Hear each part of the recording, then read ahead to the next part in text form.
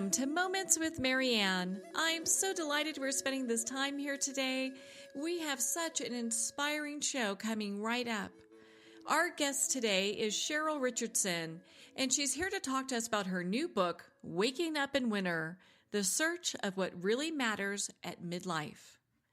Now, Cheryl is a New York Times best-selling author of several books, including Take Time for Your Life, Life Makeover, Stand Up for Your Life, and several others. She co-authored a book with Louise Hayes called You Can Create an Exceptional Life, and she was the first president of the International Coach Federation. Cheryl has been widely covered in the media, including Good Morning America, The Today Show, CBS This Morning, New York Times, USA Today, and Good Housekeeping, and of course, O Magazine. She was a team leader for the Lifestyle Makeover series on the Oprah Winfrey Show, and she was accompanied by Miss Winfrey on the Live Your Best Life nationwide tour. So let's welcome to the show, Cheryl. Thank you, Marianne. I'm glad to be here. Oh, it is such an honor to have you here, and especially to talk about your new book. I mean, my goodness, what an inspiration it is. Thank you. Thank you. Well, gosh, you have so many self-help books that help people move their life forward. What inspired you to write Waking Up in Winter? Well, I had written 6 self-help books beforehand, and anytime I set out to write a book, I always sort of stop and go back and just look at what I've created thus far. And when I was getting ready to write the next book, it had been a couple of years since I had published anything, and I just wasn't feeling the whole self-help book thing, and which made me a little nervous because it's what I've been known for and it's what I've done for a number of years. But I also always want to be true to the artist in me, and so I went back and I looked over the body of work I had created, and what I discovered was that, I had, in the beginning, my first book was Take Time for Your Life, and Life Makeovers was the second one, and those 2 books really talked about how to get a handle on our outer lives, how to, get our priorities straight, invest in our financial health so that we have more choices in life, how to identify the things that are draining our energy or fueling us, and eliminating the energy drains and adding more of what fuels us. And so it really was about managing, getting a strong grip on life in general so that life wasn't running us, we were actually running it. And then I moved from there to a book called Stand Up for Your Life, and that was really, I sort of went inward and wanted to help people develop the courage and the confidence to live a life that really reflected their values and what was deeply important to them. So it was really about emotional well-being rather than the physical outer world. And my book after that was The Unmistakable Touch of Grace, which was really sort of like a spiritual memoir / self-help book. And that went even deeper. And it really covered our spiritual well-being and what we needed to do to really stay connected to the fact that we're souls in physical bodies, and that our inner life needs to be tended to on a regular basis. And then from there, I went on to write further about self-care, the art of extreme self-care, and then was really fortunate to write a book with Louise Hay called You Can Create an Exceptional Life. And so when I looked at that whole body of work, I honestly, Marianne, felt like I had said all I needed to say about the kind of practical path of creating a good life. Our physical world, our emotional health, our spiritual health. And so I was feeling a little I guess, it's what this book is about. I was feeling unsettled and at a transition point in my life, and it was kind of uncomfortable to be there. And one night during dinner with friends, my husband Michael said to me, why don't you just publish one of your journals? You've always loved to read journals. You've been keeping a journal since you were 12 years old, and you love May Sarton. Why don't you just follow in her footsteps? And May Sarton isn't hugely well known, but she was a very influential writer who wrote poetry, fiction, nonfiction, and she wrote a series of journals throughout her life. The first one was called Journal of a Solitude, and it was a year in the intimate life of a creative woman. And it was all about her being this writer. And I found the book at a book sale, like some church book sale back in the 80s. And I knew that I always thought of myself as a writer. And when I found the book, I thought, I really want to read about the intimate details of a writer's life. And this is long before I ever wrote anything. And I devoured the book. And she would go on to publish other journals. And as I grew up, I would go on to find them and read them. And she published all the way until she was 83 years old. Her last journal was called At 83, and she died that year. And so when my husband said that to me, I thought, my gosh, why haven't I ever thought about publishing a journal? And what I realized after sitting with the idea for a while, it was really quite scary to think about doing that because, when you put your art out into the world, you're always open to criticism. And, I've learned to deal with that. I've been blessed. I haven't had a lot of it.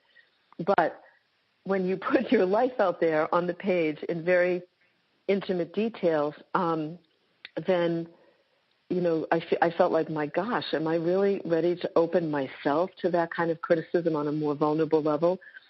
But I decided to do it because I knew that the next iteration of my work wasn't telling people what they needed to do to live a good life. It was showing them what it means to live a life committed to the soul, our inner journey, and self-awareness and personal growth. And so that was the inspiration. It's a long answer but it's the truth. It's like the full background of where Waking Up in Winter came from.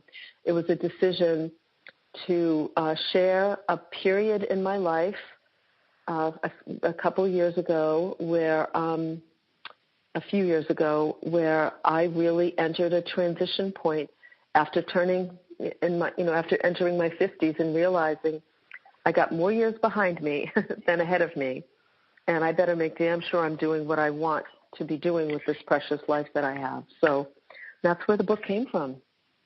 Well, and I'm so glad that you took the time to share that with us because I think it's so important to hear the inspiration, especially for this book, because it really does have an inside view into your, not just your daily life, but your inner thought process as you're working through, different things that are coming up. And I think a lot of people can relate, especially, I turned 50 this year, and I know as we hit that midpoint, a lot of times you're right, we look at, what really matters and how we can make a difference or impact or what our priorities are and just kind of make shifts according to that. Yeah, I mean, in a lot of ways, the book covers the traditional hero's journey, and it's a journey we all take at different times in our life when we are at transition points. For some people, that could be their late 20s. They enter into the Saturn return time of life where they begin to really ask themselves, who do I want to be when I grow up? And other people enter a transition point in their late 40s where they've gone through this very ambitious, hardworking time of life where we worship at the altar of efficiency and achievement, and suddenly realize that the strategies that we've used to create the life that we have no longer work, or they don't feel as meaningful or satisfying. And we enter that transition point where we start to rethink things. And then I do think, like it or not, the truth is turning 50 is, to me and to a lot of people, it's a very significant milestone.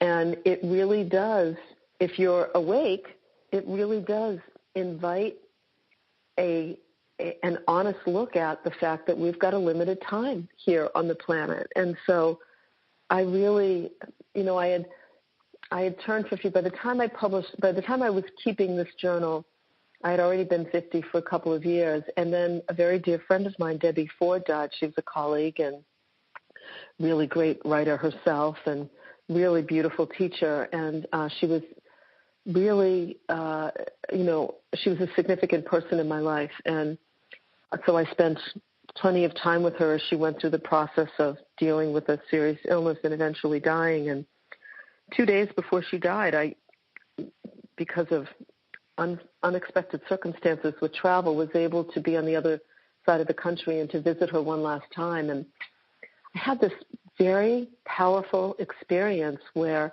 I sat at the deathbed of a colleague who was living a life very similar to mine. And, as she was literally taking her last breaths, she was really on her way to transitioning out of this physical existence. And, she said to me, "You know what, Cheryl, all my best-selling book, being a best-selling author doesn't really matter to me right now. And how many friends or fans I have on Facebook really isn't that important. All I care about are the people I'm leaving behind, my son, who I've loved and who I haven't loved." And she just said to me, please, take more vacations. She did say, take more vacations, spend more time enjoying your life. And she said, and for God's sakes, don't do things that bore you, which I thought was a really funny thing for someone to say, but very important to me, actually. It was a significant thing for her to say. But it was a very powerful experience for me because I felt like I was looking at myself. I was given a chance to kind of experience this deathbed awareness or awakening before she left. And that really drove home the fact that I needed to take seriously this next transition in my life and go inside and really explore who I was now in my early 50s, what my work meant to me, what was important to me, what was no longer important to me. All of these things were pretty significant. So, and that's what the book does, is it covers that journey, that hero's journey that we all take when we enter a transition point where we enter a descent period where we know that things aren't working, that we know that life as we've known it is no longer working. Things start to get uncomfortable or unsettled, and then we start this descent down into the mystery.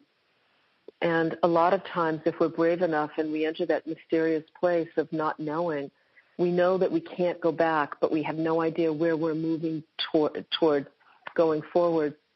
And we just have to kind of hang out in the mystery and engage in activities that allow us to get to know ourselves on a deeper level. And eventually, and hopefully it takes a while, you start to the ascent period where you start to come back up out of the mystery as a new version of yourself, an updated version of yourself with a clearer sense of what's important to you as a soul. And your life begins, you start to make different choices that begin to reflect that. So that's the journey that gets covered in this memoir. It's a beautifully written memoir, and I love how you pull that all together, and thank you for sharing the insights from Debbie as well, because I think everyone can hear that and look at the changes that they need to make in their lives, or they're, because I know I'm searching, right now, and your book couldn't have come at a better time, as I'm reevaluating things and looking at, my life as it's been and what I'd like to see happen in the next 50 years. Or so, Yeah, it's been it's been very surprising to me. When I published this journal, I thought the big risk was I've lived a pretty extraordinary life as somebody who's written a lot of books, who's traveled a lot, who's traveled with Louise Hay and spoken with her on stage many times, who's traveled with Oprah Winfrey and spoken with her on stage and led a series on her show. So it's been a pretty remarkable life professionally, and I thought, my God, are people going to be able to identify with this, or are they going to just look and go, yeah, right, who are you kidding? Look at this life you've lived.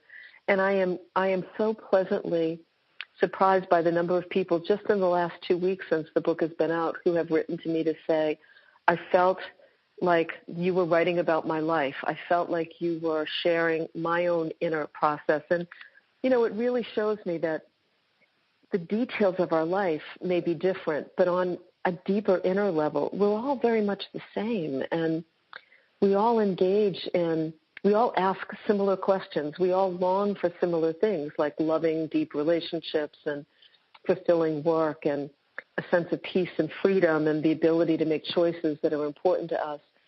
And so it was surprising to me. It's the inner journey that gets captured in the book that's really speaking to people, and the external details of, whether I'm speaking or traveling or writing, like what I'm doing as the professional woman is secondary to what's going on personally with me. And that's really resonating with people. And I'm so grateful for that. I really am. Yeah, I mean, and I think everyone at one degree or another can really relate, from business women to, that just people who are looking at that inner journey. And I'm not surprised that your book, Waking Up in Winter, is really touching so many people. So when you've gone through this process, I know there are 5 top things that you consider priorities now that are worthy of your time. How did you come to that conclusion, and what are those 5 things? Well, one of the things that I really learned, there's two important lessons after writing after editing this book, because it was a journal that I had written. 2 important lessons. Number one, when we're going through a period of uncertainty or confusion or questioning or reevaluating our lives, the longer we wait, the longer we allow ourselves to just be in that questioning period, the better the chances are that the choices you make afterwards are going to be aligned with the things that are deeply important to you. And that was a very important lesson, because, when you've achieved a certain level of success in your life, or you've done a certain kind of work over a period of time, and you're used to having some success under your belt, or achievement, let's say, under your belt, it can be really unsettling when you know that you're not satisfied, but you have no idea what's next. And the temptation is to just grab a hold of something. Let me get a new job. Let me go back to school. Let me get a new relationship. Let me move cross country. Like, the temptation is to make some kind of a big decision in the hopes that it makes us feel more grounded and feel satisfied. And what I really learned is the longer I waited and really invested time and energy in understanding myself at a deeper level, the more ready I was to start making choices about the next stage of my life based on what gave me energy, what made me feel alive, what excited me, what brought me a deep sense of satisfaction. Like, we have to be very connected to ourselves emotionally and spiritually in order to be connected to those feelings and those experiences. And then when you start to make choices based on what gives you energy, what makes you feel alive, what you feel pulled toward, then the life that you're meant to live next in this next phase begins to kind of unfold before you.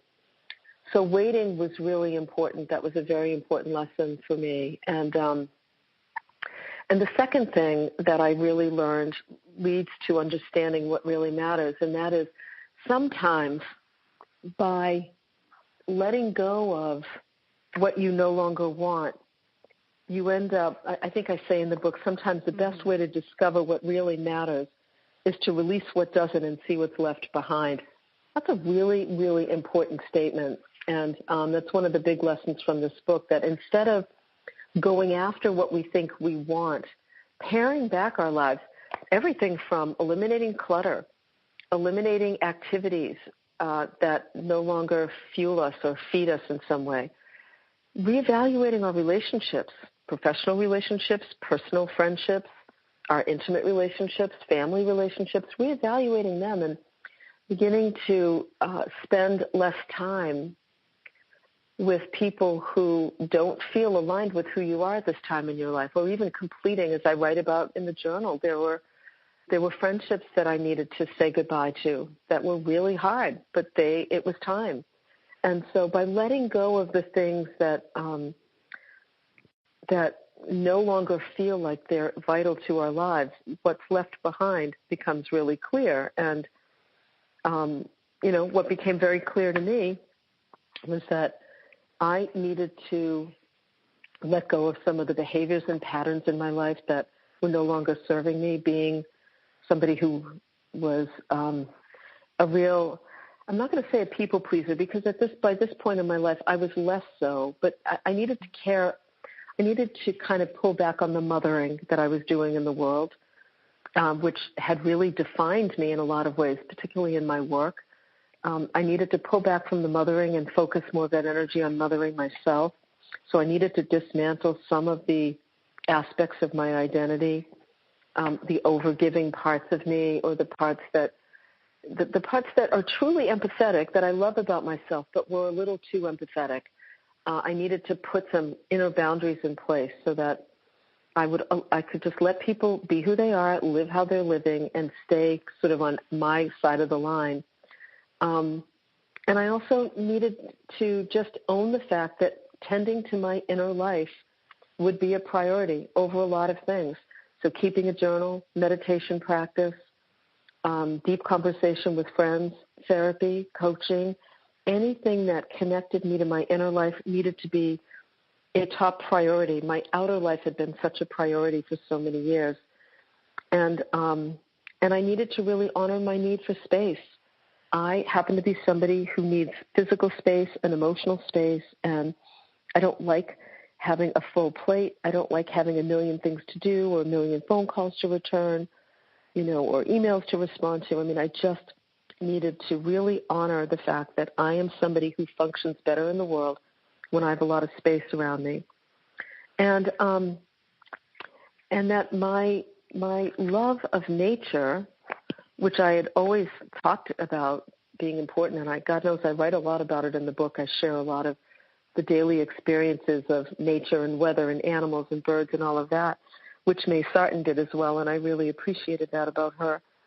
I needed to really own the fact that my experience of being connected to nature and birds and animals and weather patterns and the sky and trees and all of that was a vital source of energy and peace and just fuel, just a vital source of nutrition, emotional and spiritual nutrition for me. And that it wasn't enough to just say, oh, yeah, I love taking walks or I like being in nature. It's like, no, I need to live in a beautiful place that's quiet and gives me an expanse of nature. I need to be connected to animals and birds in a variety of different ways. I need to be an advocate for animals and other beings. That's important to me. And these things would take more of a center stage in my life than they had before. Instead of being a nice idea or a luxury, they were now a necessity. And those are some of the things that began to be very clearly important to me as emerging new priorities. And you touched on one of the things that, actually you talked about one of the things that I had highlighted because I found it to be such a profound statement. And it bears repeating. Sometimes the best way to discover what really matters is to release what doesn't and see what's left behind. I mean, It takes a really courageous soul to not only sit with that and to make such a profound statement, but also then to act it out and start implementing that in your life. Well, yeah, and I think we need to do it one small step at a time. I mean, I think we're all capable of doing that. I think we live in a culture now that is just, there's such this sense of we've got to make big changes. I mean, you'll always feel like you have to make big changes in your life when you've waited too long to make changes that are important. And so if you're always stressed, if you're always giving to others, like I always talk about my mom when I was a little girl growing up. I'm the oldest of 7 children. My mother had 7 children. I don't know how the hell she did it. but there were times when I can remember distinctly where she would reach a point where she would say, that's it. One of these days I'm going to pack a bag, I'm going to get in the car, and I'm going to drive, and I'm just going to keep going. And she didn't even have her license early on when she would say things like that. Mm-hmm. But I just remember looking back, what I realized was she was so stressed, she was so pushed to the max in terms of taking care of everybody else that her body actually felt like it required a big change, like I'm going to get in the car and drive to the other side of the planet and I'm never coming back. And I think we all do that. We fantasize about big changes. I'm going to take a sabbatical. I'm going to quit my job and live in a cabin in the woods. And we do that because we haven't made small changes. And we can start by simple things like just eliminating clutter from your life. Going through looking at where you live, where you sleep, where you eat, and looking around the room and asking yourself, how many of these things are really that important to me? Like, is there anything in this room? I can look around my room right now and say that I'm sitting in my office and I love my office and there's many beautiful things in here that make me happy. But if I had to get rid of 50% of them, like if somebody said, you've got to get rid of 50% of what's in this room, I could pretty quickly tell you, okay, that's got to go, but that can't go. This is going to stay, but it's interesting to just begin with your environment, your work or your physical environment, and ask yourself, if I started to declutter, if I started to remove the visual distractions from my life, what would go? What would I leave? What would I get rid of? And what would I keep? And so little steps, looking at your calendar. I've done this before. Look at your calendar for the next month and ask yourself, what in this calendar really isn't that, what have I committed to that I really don't want to do? And just pick one thing and back out. Change your mind. Say you made a mistake. Say, as it turns out, you're not going to be able to do that. Sorry. Just begin by eliminating those things. As we create more space in our life, as we eliminate some of the distractions, we naturally kind of sink more deeply into ourselves. And when we do that, we connect with the things with a sense of what really matters. But we need to clear space in order to be able to do that. Yeah, to be able to find, what's really important. And it's interesting when we do that. I think, because I've kind of gone through that process myself, and you gain such clarity by going through that. It's like, okay, well, it just puts things in greater perspective. Yes. And I learned that when I wrote Take Time for Your Life, my very first book. At the end of that book, one of the most profound lessons from that book was that the life, we spend so much time adding stuff to our lives in the hopes of feeling better. And what I realized when I reviewed all of the work that I had done with clients was that we didn't have to worry about how to get to the kind of life that you really wanted to live. We needed to focus on eliminating the stuff in one's life that really wasn't that important, whether it was people, places, things, stuff, environments, clients, whatever it might be. And the more we removed things from people's life, the more the life that they were meant to live just naturally began to move towards them. And you didn't even have to worry about how to make something happen. If it was supposed to happen, it would naturally happen. It was pretty remarkable. It still works really beautifully. And this Waking Up in Winter is just a kind of an even more advanced example of that, this is what happens when you reevaluate everything. And, and I also want to say that one of the big priorities that I didn't mention that probably should have been mentioned first was my husband and my marriage. And, I'm married to somebody I love very much. We've been together. We've been married 20 years and together almost 25. And I feel like our relationship is so much better today than it ever was before because we've done a lot of work on it. And, one of the things I kept saying as I traveled around the world, sometimes with him, oftentimes without, was that, I missed him and I missed being at home and I missed being at home with our cat and our bird feeders and, and just hanging with him. And as I started to pull back and let go of some of the professional commitments I was making so that I could be with him, I realized, wow, this is an even bigger priority to me than I had been saying. And he hadn't been treated like a priority. Like our marriage was taking a hit from all of the traveling that I was doing. Not in a bad way. It wasn't like, we were on the verge of divorce or we were fighting all the time or in tough places. But there was space between us that didn't need to be there. That wasn't good for the marriage to be there. We were robbing ourselves of a kind of depth of connection that we then began to experience as I started to also let go of some of the professional commitments I had made or just started saying no more to invitations. Mm-hmm. And really putting your husband as a priority. And I know a lot of business women, that are VPs of companies, that are dear friends of mine, and a lot of times when you have that professional aspect, there's a lot that's required, and it takes a lot of courage to say, you know what, I'm drawing the line here because families, that's so important. I mean, they're not going to remember what a great job we did at work. Well, with your work, it's different because you've got all these fabulous books. but you're right. But it's at our deathbed. It's not like your clients. It's not like my readers. I mean, honestly, Marianne, it's not like my readers are going to be at my deathbed going, "Hey, listen, before you go, thank you so much for writing that book. Like, it really made a difference." Not that they wouldn't feel that way. Like, God knows I felt that way when Debbie died. I was like, I felt such a loss in the world. But the reality is, I was with her at her deathbed.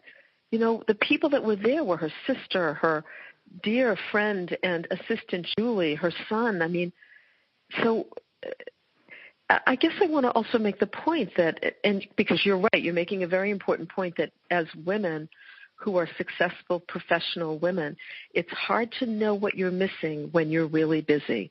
And when I started to pull back and not be as busy, and I started to spend more time with Michael, which also meant confronting some of the things that were missing in our marriage, and I write about those as well, and doing work around that, I didn't realize the level of intimacy and connection that we could have had when I was that busy.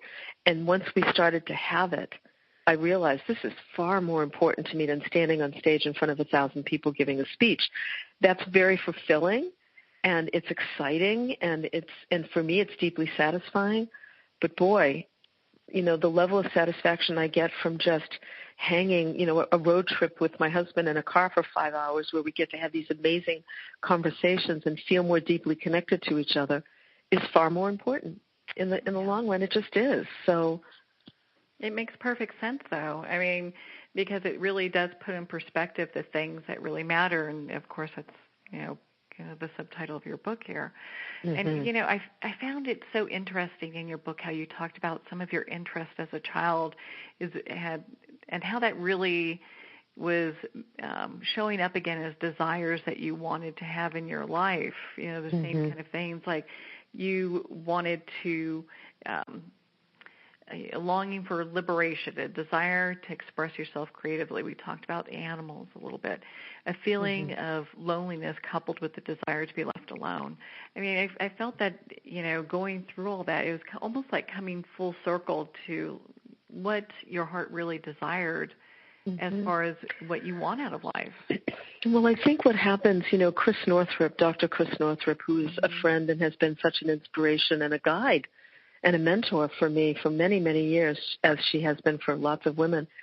Chris said something to me early on, and I write about this, where she said, listen, when you get to menopause, the menopause years or perimenopause, you'll find that unhealed stuff from your adolescent years will come up as an invitation to be healed, and also a lot of the desires you had around puberty that usually were sort of squelched or squashed by society or our educational system or a very patriarchal society that doesn't support desire in women, desire in the feminine, desire, connection to the feminine, to our feeling state, to what matters to the heart and soul, that those desires will also come up. And so, yeah, that was an important entry. I remember that journal entry. It was interesting to say that this deep sense of loneliness while at the same time wanting to be alone.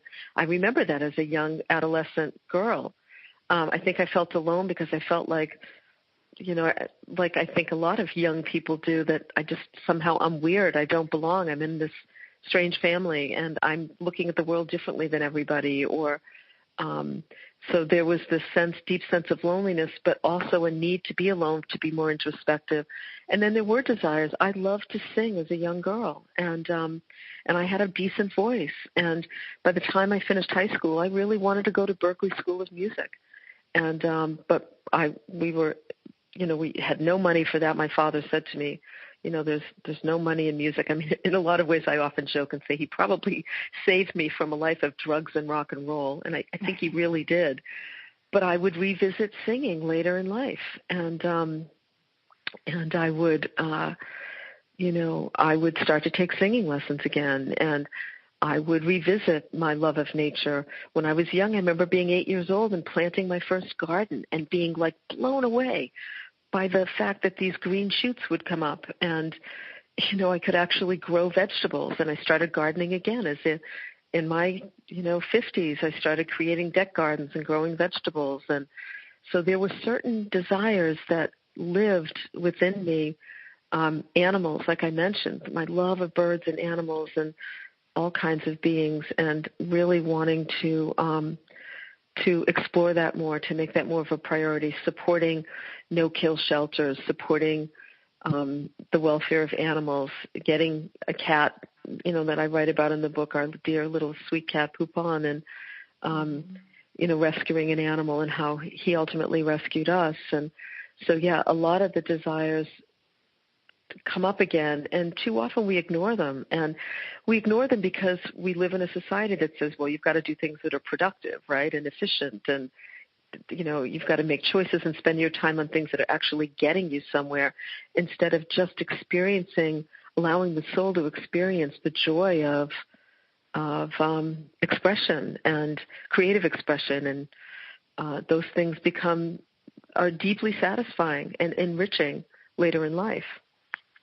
Yeah, they so do. And it's interesting just when we connect with nature. I mean, when you feel like this real deep connection with nature and how important it is to connect with nature, and you do it really brings this fulfillment in life that just isn't available any other way. I mean, I personally love being outdoors, and so I get it. Mm-hmm. Because it's not something that can be replaced. It like recharges your soul. Yeah, it really does. And I had made a decision early on. I started walking every day. I started out with like maybe a half a mile, and then a mile, and then 2 miles, and then around the neighborhood up and down hills, 3 miles, and ultimately got to 4 miles, which was about an hour walk in the neighborhood up and down hills, and really began to experience. I live in the country, and I'm very, it's a choice to live in a very small community and in nature, and to be able to walk around my neighborhood, all different roads, and to experience the different seasons, to experience the different wildlife in different, like even today I was driving home from the post office before this interview, and I smiled as I came down the road. Now we are in winter right now. It's been incredibly cold, like right just above zero, and I'm driving down the street, and there's a big flock of turkeys, wild turkeys, eating on the side of the road, like one of the only places where there isn't snow. And I just stopped and stood there staring at them and just thought, I'm so grateful to live in a place where I have this connection to wildlife, where as I talk to you now, I look out my office window at a bird feeder and I see finches and cardinals and tufted titmice and grackles and, all of these different kinds of birds feeding at the feeders. And there is a relationship we build with birds and wildlife and trees and nature through weather patterns even, that connects us to a greater whole, a greater sense of oneness with the energy of all life. And it also connects us with a reverence for life, which is a reverence for other beings and the planet, which God knows is really, really important right now. We need that more than ever right now. Oh, without a doubt. I mean, the planet's asking for us to get more involved and reevaluating where we're at in life, regardless if someone's turning 50 this year like me, or if you're in your 20s. I mean, you can reevaluate your life at any point and decide what's important to you. And especially when we talk about, I mean, we've got generations of people who are now just hooked on mobile devices, and they're not really experiencing the outdoors in the way that you were talking about, where they get to stop. They're so busy, like, gosh, I got to get to my next appointment, or I've got to, return these emails or what have you, where they're not really stopping and connecting with all the miracles that are happening around them. Yeah, I mean, I see children nowadays, or young people, I should say, walking around with their nose in a phone. And, I mean, in a lot of ways, that's where it begins. I mean, when I was young, so I'm 58 years old, when I was a little girl, the idea of play was you got out of the house as quickly as you could, and you just stayed outside for as long as you could. And I would spend time in the woods. I would, look at insects, and I loved snakes, and I, would watch the birds, and would lay on the ground and watch the clouds pass above and float above us. And there was this deep connection to the natural world because it's all we had. I mean, that was our playground. And nowadays the playground is a small device in a child's hand, and it's really up to, and by the way, not only the device, but the incredibly busy schedule where kids are doing sports and after-school activities, and I think that we teach human beings about the reverence for the natural world by inviting them to fall in love with it at young ages. Now, it doesn't mean we have to only be young. Of course, we can be any age and fall more deeply in love with nature. But boy, we really can grab people when they're young. And I think it's up to the adults in our lives and up to parents to really foster that experience. And the beauty is you can foster that experience by engaging in it yourself with your children. And I can't tell you, there are, as a coach, there are a handful of activities that I recommend to everybody. And a daily practice of presence is one, walking in nature, spending time out in nature, hiking, rescuing an animal. Those are some activities that will add enormous satisfaction and joy to one's life and will inspire a reverence for the planet and people and beings. And so, and will add a sense of deep satisfaction to one's life. And I recommend that all the time to people, regardless of who they are, what they do. Those are activities that will always make a huge difference and connect us to ourselves in a deeper way, too. Yeah, and it's really, your book is really about fostering that deeper connection, finding it. I mean, we grew up in an era where it's kind of get out and play. Right. And you hoped you could stay out there the whole time. Oh yeah, we were just supposed to come back when the sun started to go down. That was the rule. That's right. So that's right. Being outside and having that connection is such a deep thing. Well, and as you look back, I mean, your book is just such a beautifully written book, and it's such an inspiration for people regardless of age. When you look back, what are some of your most treasured memories?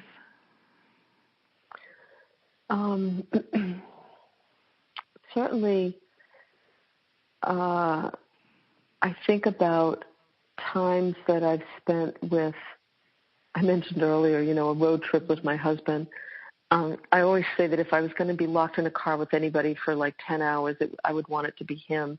And I think about some of the times that we've done that, where we've gone places where we've had long drives together and just wonderful, deep conversations about existential things in life. Or some of my great memories, spending time with our cat, Poupon, who we rescued, who we unfortunately lost a couple of months ago. But he was such a beautiful, so many moments with him that were just completely joy-filled. Both Michael and I say that, who in our lives do we have relationships with that are a source of joy every single day? And that's what animals are. Rescuing an animal becomes an absolute source of joy every single day in one's life, and he was for us. And the times I've spent out in nature, when I think about, I remember being on a cruise ship teaching many years ago in the South Pacific, so I was on the other side of the world, and I remember being out one night on the, out on deck, looking out over, so it was the middle of the night, but there was a lightning storm off in the distance, and I just remember every now and then the sky would light up, and you would see clouds in the middle of the night just lit up by the lightning, and just having that sense of oneness and connection to a bigger experience of life. I remember that vividly as being so important to me. And so it's interesting to go back and look at the memories that come to mind pretty quickly and that we hold as important, because they often reflect the things that are deeply important to the soul at any given time in life. Yeah. And I understand that. Nature does that a lot for me, too. It's that time right before the sun sets and everything's that kind of reddish color. It just feels magical, during that time. Mm-hmm. Yep, same thing with the sunrise and even, in the middle of the day, just like I said earlier, watching clouds float by. Or I remember Louise Hay said to me once that she loved a big sky view, that a big sky view would always be important to her. And that had never even occurred to me. And until my husband and I, over 10 years ago, bought a piece of land in the country where we live now, and it was on the top of a hill, and it looks out over a reservoir, and it's a big sky view. And I remember when Louise said that was a requirement of hers, that any time she was looking for a home, she would always look for a big sky view, that was something that her soul needed. And I thought, wow, that would have never even occurred to me to have that be sort of a rule or a standard to have a big sky view. And it is now certainly a standard of mine, but having that kind of a big sky view, it never would have occurred to me that something like that could connect one to that bigger sense of oneness in life, and it really does. So there are those magical moments. Sometimes it's the middle of a rainstorm, sometimes the middle of a snowstorm, which we're about to get one tomorrow, and weather patterns can really provide us with that connection to beauty, which is also such a vital nutrient for many of us. These are the experiences, I think, every human being, regardless of how connected you are or how awake or aware you are, you put them in front of a gorgeous sunset and everybody stops and breathes. Right? Everybody just realizes, wow, this is a moment for me to stop and take in. And that's a good thing. That's a really good thing.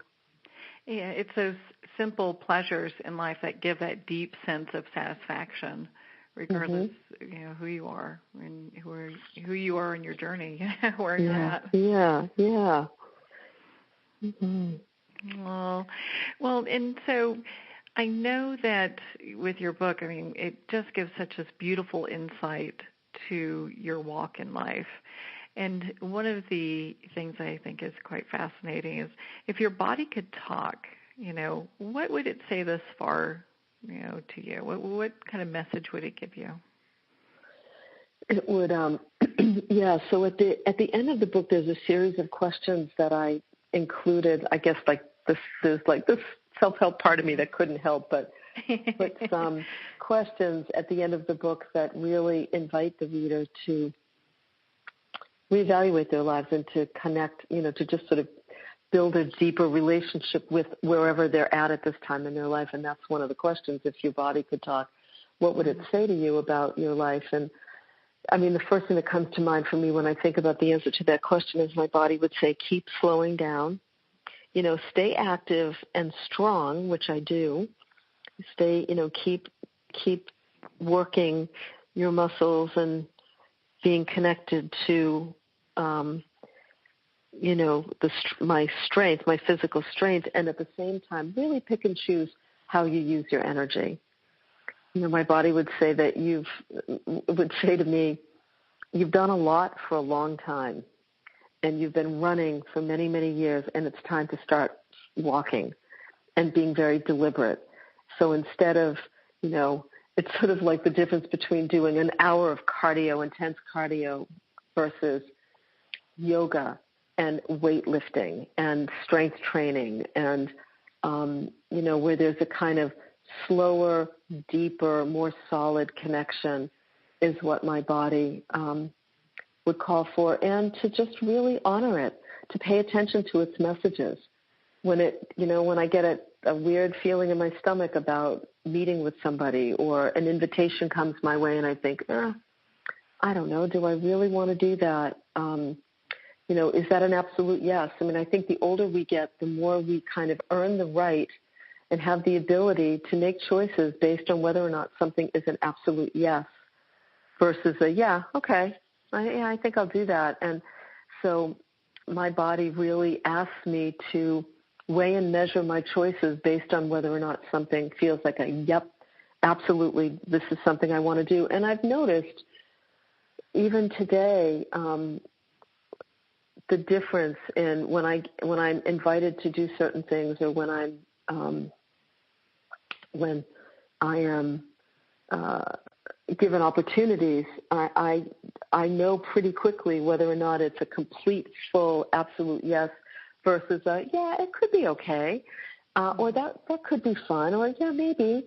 I'm trying to, my body would say yes to only the things that are really, really absolute yeses as often as possible. And I think that's an important message for a lot of us, particularly as we get older. Don't just say yes, put some space between a request of your time and energy and your response. I think that's so important, especially in such the busy world we have today. Instead of just having another thing added to the calendar, really kind of sitting with it and going, is that something I really want to do? And then moving forward with that, because it's so easy to just, all the time say yes and get double booked and feeling stressed about everything that has to be done, as opposed to like sitting with it. Yeah, that's right. That's right. So, yeah. I love that part about your book, though, because I think it's so important to, dive in and ask those questions and really find out what's deeply important to you. Yeah.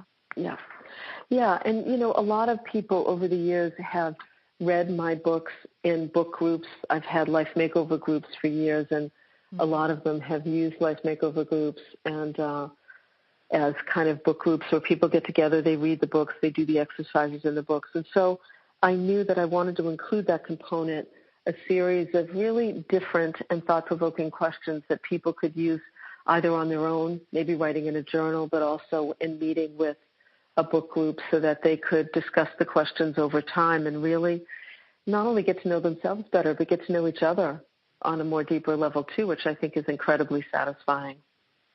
Oh, you can develop some just beautiful relationships with people based off of that. Yes, and those are the kinds of priorities that really make a difference in people's lives. Those kinds of deeper connections make a huge difference. Well, I can't think of and I know I started this off with our conversation, but I just can't think of a better way to start the year than buying your book, Waking Up in Winter, and kind of diving into it and really, start doing that assessment on what's important in life. Do you have any final thoughts you'd like to leave our listeners with? Well, I think that in some ways I'd go back to the conversation we had about really making it simple by focusing on what you need to let go of so that you see what's left behind, and really just recognizing that, every day you can make a decision. I'm just going to let go of one thing today, whether it's an item in your home, some clutter somewhere, a commitment in your calendar, a relationship that maybe you don't want to pursue after all, or just one thing at a time. And, just be brave enough to engage in that activity and pay attention to what gets left behind. Pretty soon you'll know what really matters to you at any stage of life. That's so beautiful.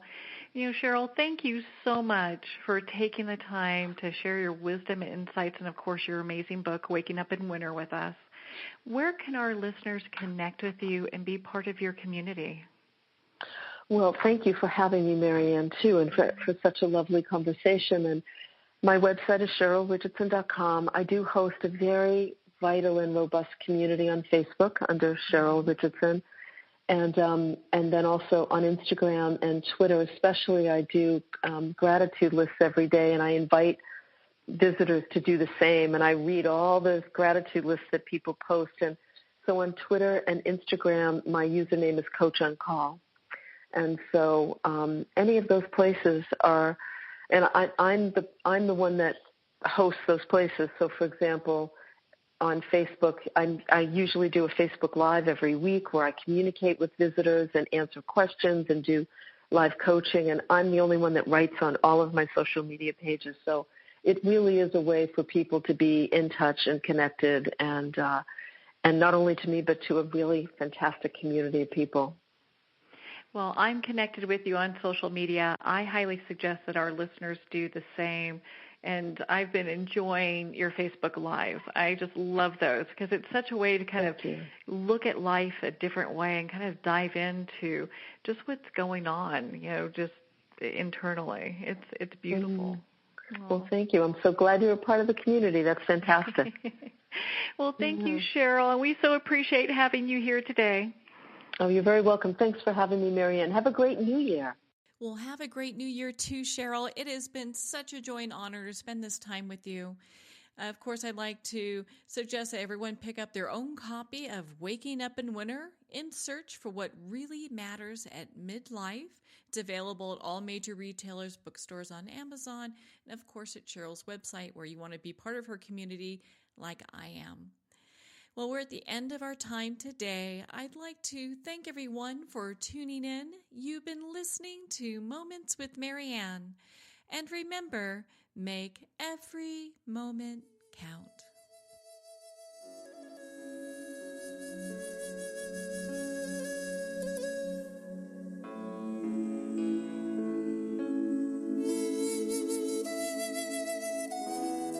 In a single moment, your life can change. Moments with Marianne is a transformative hour that covers an endless array of topics with the best of the best. Her guests are leaders in their fields, ranging from inspirational authors, top industry leaders, and business and spiritual entrepreneurs. Each guest is gifted and a true visionary, a recognized leader in her own work, and while teaching others to develop, refocus, and grow, Marianne will bring the best guest and sometimes a special surprise. Don't miss this. You never know just which moment will change your life forever. Moments with Marianne airs every Thursday, Friday, and Sunday at 8 p.m. Eastern, 6 p.m. Mountain Time. Make sure to tune in and visit momentswithmarianne.com for more information.